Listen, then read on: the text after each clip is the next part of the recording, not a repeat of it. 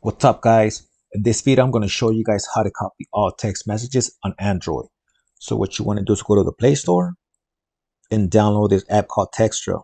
I already have it on my phone, so just open it once it's done, and then go to the thread you're trying to save, and then click this down arrow right here, and then you want to click on the three dots up here. And what you want to do is share it as an email. Just go ahead and send it to your email, okay? And then you're going to be able to download that file to your phone. Okay, and then once you open it, you'll be able to see the whole thread on there. Okay, and that's pretty much it, guys. So if you try and do another thread, just go back and do the same thing and send it to your email.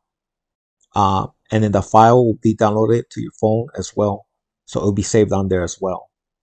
And that's pretty much it, guys. How to copy all text messages on Android. If this video helped you out, give it a like and subscribe. See you guys in the next one.